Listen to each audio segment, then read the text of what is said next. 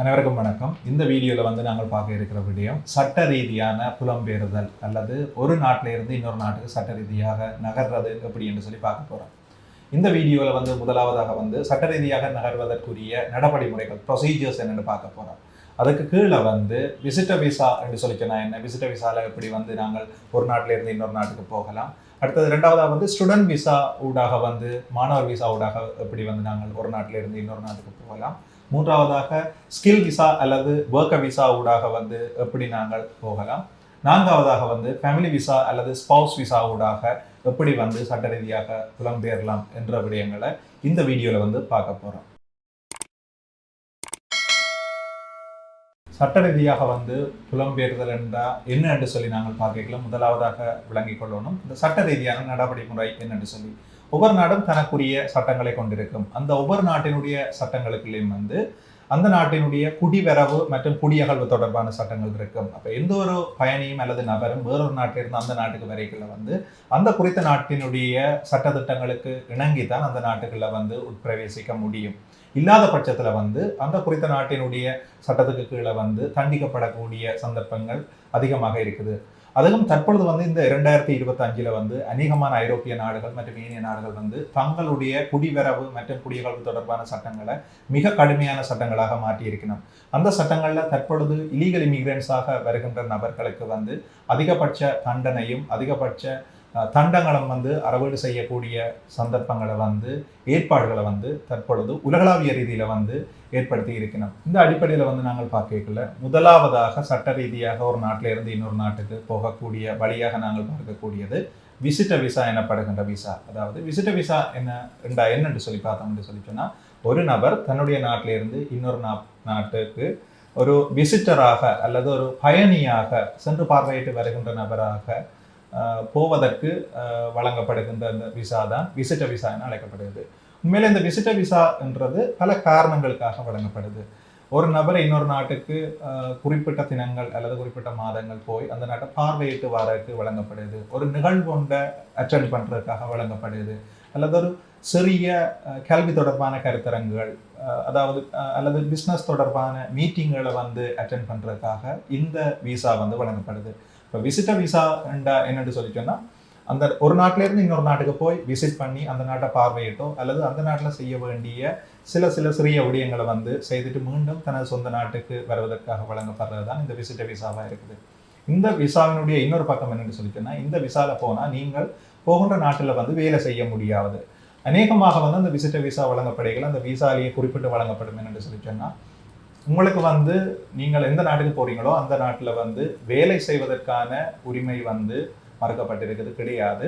மாறாக நீங்கள் அந்த நாட்டில் குறிப்பிட்ட தினங்களுக்கு இடையில உலாவி அந்த நாட்டில் பார்வையிட வேண்டிய இடங்களை பார்வையிட்டு அல்லது நீங்கள் செய்ய வேண்டிய விடயங்களை சிறிய விடயங்களை செய்யலாம் என்ற அடிப்படையில் தான் இந்த விசா வழங்கப்பட்டிருக்குது. இந்த விசா அநேகமாக நாங்கள் கேட்கின்ற தினங்களுக்கு பல்வேறு நாடுகளால் வழங்கப்படும். 10 நாள் கேட்டால் 10 நாள், 15 நாள் கேட்டால் 15 நாள் என்ற அடிப்படையில் வழங்கப்படும். அல்லது சில நாடுகளில் ஸ்டாண்டர்டாக மந்த்ஸ் குறிப்பிடப்பட்டிருக்கும், நாட்கள் குறிப்பிடப்பட்டிருக்கும். உதாரணமாக ஸ்டாண்டர்ட் விசிட்டர் விசா என அழைக்கப்படுகின்ற யூகேக்கான விசிட்டர் விசா, யூகேக்கு விசிட்டர்ஸாக போகிற நபர்கள் எப்படி விசா எடுக்க முடியுமென்றா அடிப்படையில் 6 மாதங்களுக்கான ஸ்டாண்டர்ட் விசிட்டர் விசா எனப்படுகின்ற விசா வழங்கப்படும்.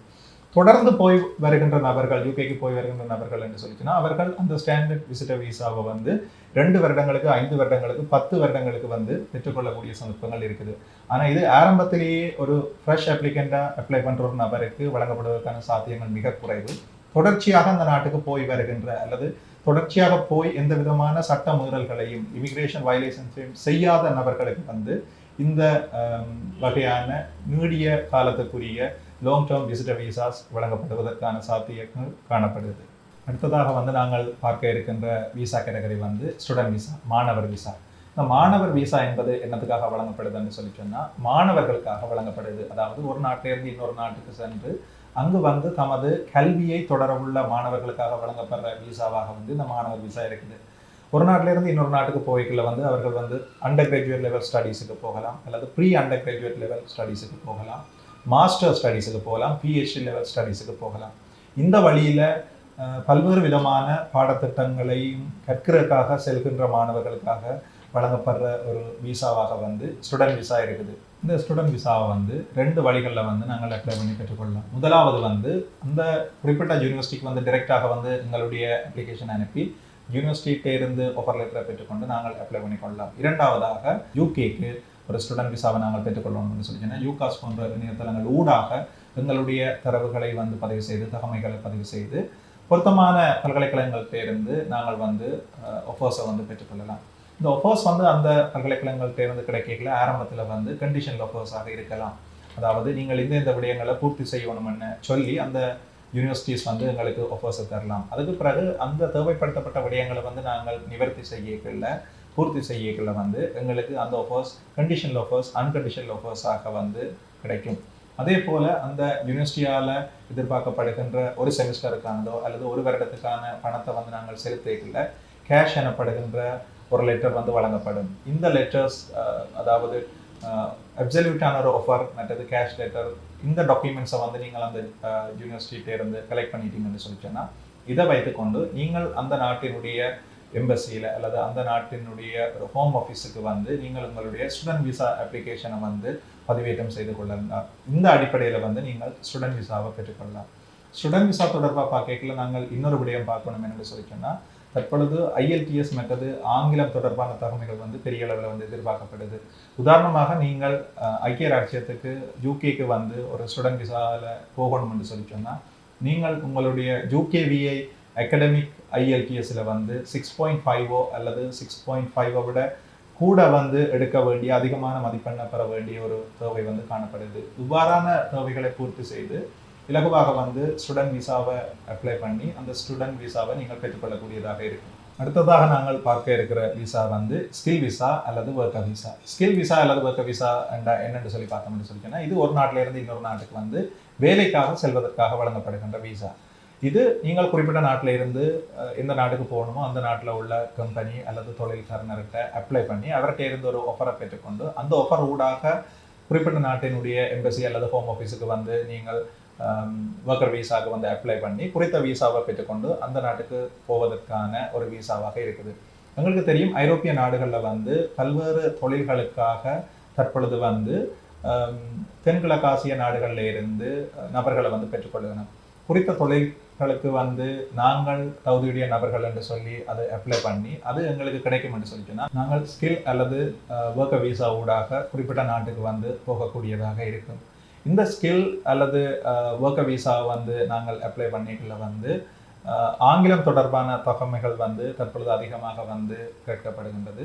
அதில் வந்து குறிப்பாக நீங்கள் வந்து ஐக்கிய ராஜ்யம் போகணும் என்று சொல்லி சொன்னால் யூகேவிஐ ஜென்ரல் எக்ஸாமை வந்து செய்து அந்த எக்ஸாமில் B1 லெவல் அதாவது எல்லா பேண்ட்லேயும் வந்து 4.5 அல்லது அதை விட கூடிய லெவலை வந்து நீங்கள் பெற்றுக்கொண்ட ஒரு நபராக காணப்படணும். இந்த அடிப்படை தகுதி இருந்தால் தான் யூகேக்கு வந்து நீங்கள் ஒரு வேலைக்கான விசாவை வந்து பெற்று செல்லக்கூடியதாக இருக்கும். உலகளாவிய ரீதியில் வந்து பல்வேறு வெப்சைட் ஊடாக வந்து நாங்கள் சட்ட ரீதியாக அப்ளை பண்ணி வேலைக்கான ஆஃபர்ஸை வந்து பெற்றுக்கொள்ளக்கூடியதாக இருக்குது. குறிப்பாக வந்து லிங்க்டின் என அழைக்கப்படுகின்ற வெப்சைட் ஊடாக ஐக்கிய ராஜ்யத்தில் வந்து இண்டீட் என அழைக்கப்படுகின்ற வெப்சைட் ஊடாக வந்து நீங்கள் வேலைக்கு வந்து விண்ணப்பித்து அந்த வேலைக்கான ஆஃபர் உங்களுக்கு கிடைச்சிதுன்னு சொல்லி சொன்னால் இன்விடேஷன் கிடைச்சிதுன்னு சொல்லி சொன்னால் அந்த இன்விடேஷனை வச்சுக்கொண்டு நீங்கள் வந்து குறிப்பிட்ட விசாவை பெற்றுக்கொண்டு குறித்த நாட்டுக்கு வந்து செல்லக்கூடியதாக இருக்குது.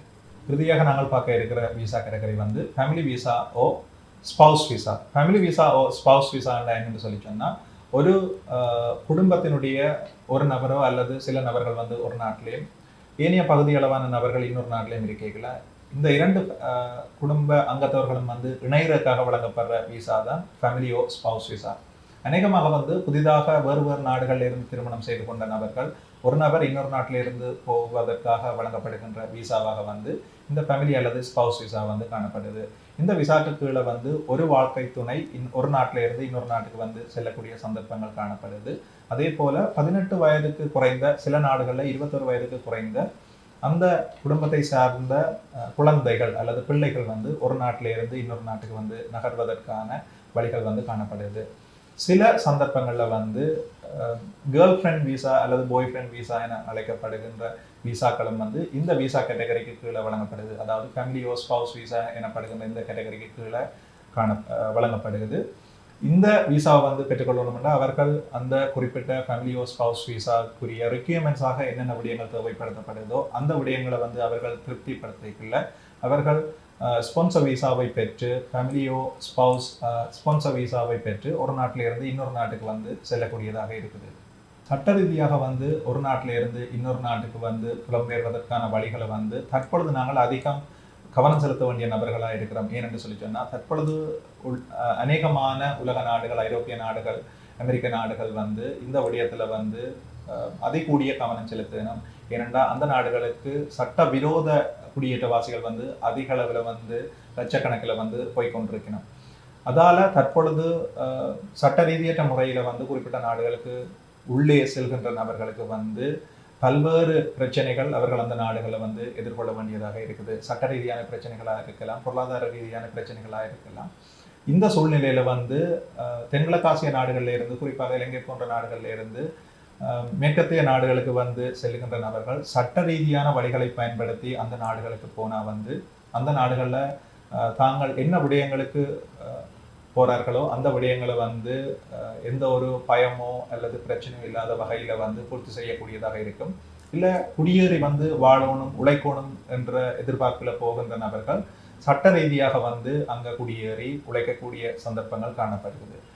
இப்பவும் வந்து சட்ட ரீதியற்ற முறைகளை பின்பற்றாது சட்ட ரீதியான முறைகளை பின்பற்றி சட்ட ரீதியாக விசாவை பெற்றுக்கொண்டு ஒரு நாட்டிலே இருந்து இன்னொரு நாட்டுக்கு செல்லுகின்றது வந்து எப்பொழுதும் ஒரு பாதுகாப்பான நடைமுறையாக வந்து காணப்படுது. தொடர்ந்து வருகின்ற காணொளிகளில் நான் இங்கே குறிப்பிட்ட ஒவ்வொரு விசா தொடர்பாகவும் தெளிவாகவும் ஆழமாகவும் அந்த விசாவை எவ்வாறு பெற்றுக்கொள்வது என்பது தொடர்பாக வந்து பதிவேற்றம் செய்ய உள்ளேன். இது போன்ற வீடியோக்களை வந்து நீங்கள் தொடர்ந்து பார்வையிடணுமெண்டா இந்த தளத்தை வந்து சப்ஸ்கிரைப் பண்ணிக்கொள்ளலாம். இந்த வீடியோ யாருக்கு பொருத்தமாக இருக்குமோ அந்த நபர்களுக்கு இந்த வீடியோ வந்து நீங்கள் பகிர்ந்து கொள்ளலாம். தமிழால் அறிவார்ந்த சமூகம் ஒன்றை உருவாக்குவோம். இப்படிக்கு தனஞ்சயன். நன்றி, வணக்கம்.